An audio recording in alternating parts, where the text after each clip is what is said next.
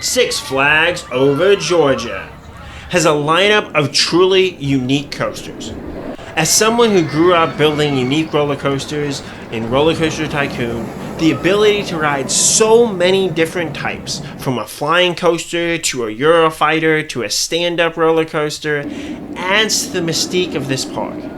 In addition to an RMC and an airtime B&M hypercoaster, this park has sister rides to Shockwave and Runaway Mine Train, two of my favorite rides at Six Flags Over Texas. But how do these coasters stack up? And is this lineup of coasters worth visiting Six Flags Over Georgia for? Find out as I rank my favorite roller coasters at Six Flags Over Georgia. Of note, I have not been able to ride the Great American Scream Machine since it was closed for the season on my visits.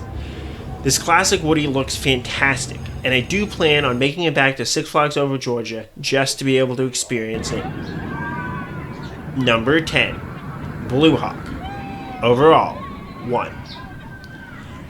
As a local coaster enthusiast explained, this ride is just pointless.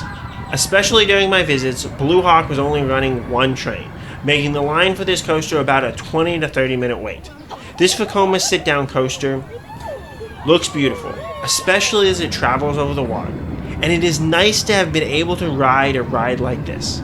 But the inversions are just too snappy and beat me up too much.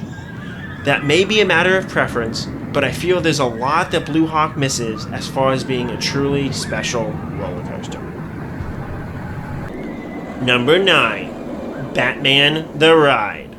Overall, 1. I'm just not a big fan of Batman the Ride clones, and B&M inverted coasters in general. Though, of all the Batman the Ride clones that I've ridden, I rank this as the best. Between the Batman theming, the view out to the parking lot, and the speed and Gotham City theming, it is a great and solid ride for what it is.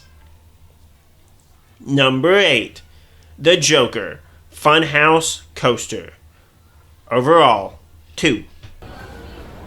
With my distaste for snappy inversions, I rank Over Georgia's quasi-kiddie coaster in this spot.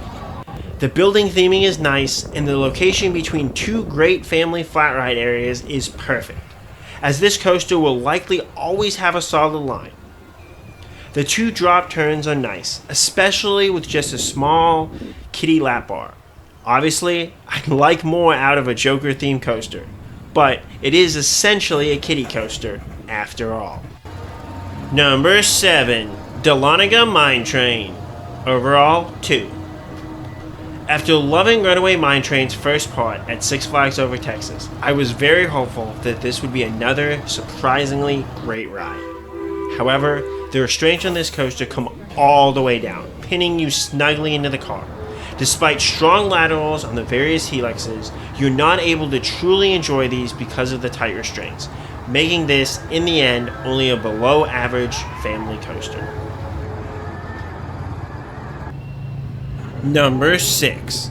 The Riddler Mindbender. Overall, 4. The trim brakes on this ride, along with the new trains, are just sad. With how Shockwave at Six Flags Over Texas runs, there's no doubt the Riddler's Mindbender could be a top coaster in the world, for weird airtime moments going in and out of its hills. But the trim brakes on this absolutely kills any and all airtime that you could hope to get. Why Six Flags decided to butcher one of their best classic coasters, we may never know. But for now, it stands as a solid looping family coaster that one can ride for nostalgia. Number 5. Superman Ultimate Flight.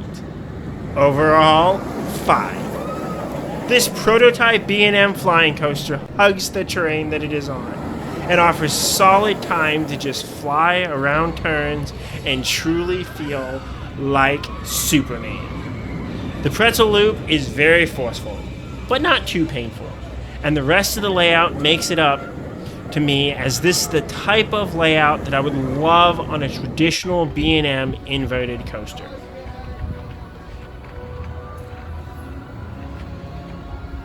Number 4, Daredevil Dive. Overall, 6. I did have mixed rides on this coaster. Rope dropping this ride on my first visit, it offered very little after the first drop. However, riding it later in the day on another visit, it offered a lot better punch on all of its elements. Not terrific, but enough to understand that Daredevil Dive is a solid enough coaster. However, with its very poor capacity, trying to ride this coaster later in the day seems difficult, and even Flash Pass won't help you avoid a 20 to 30 minute wait inside the station. And that one hill literally gives no airtime. Just warning you. Number 3, Georgia Scorcher. Overall, 6. To be able to ride a stand-up coaster is a real treat. This coaster offers a great twisting layout with a few inversions and nice turns without being too big or too crazy. The simplicity of its layout has probably helped keep it as a stand-up coaster, as there's really no incentive to try and convert it to a floorless or other styled B&M coaster. Though the forces were unique, it wasn't a coaster that I was completely and forever in love with. Number 2, Twisted Cyclone. Overall, 9.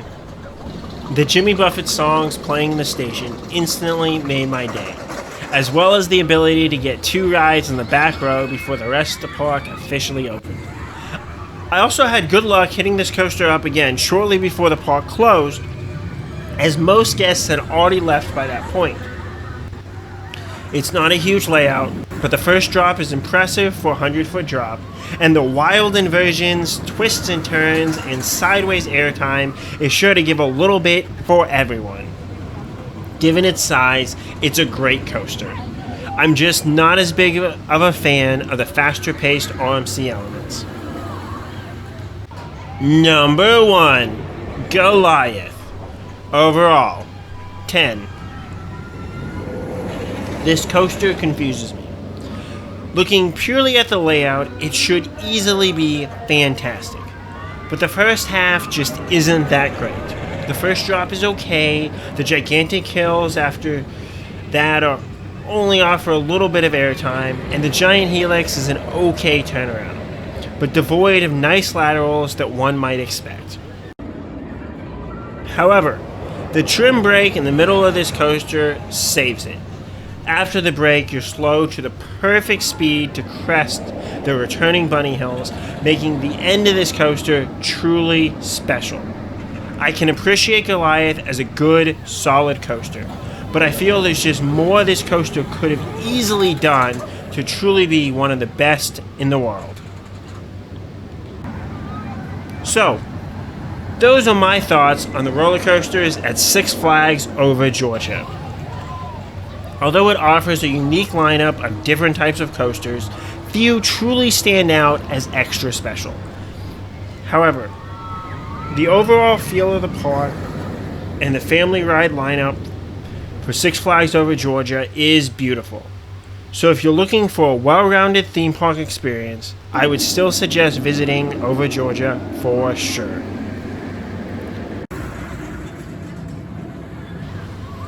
What are your thoughts on the roller coasters at Six Flags over Georgia?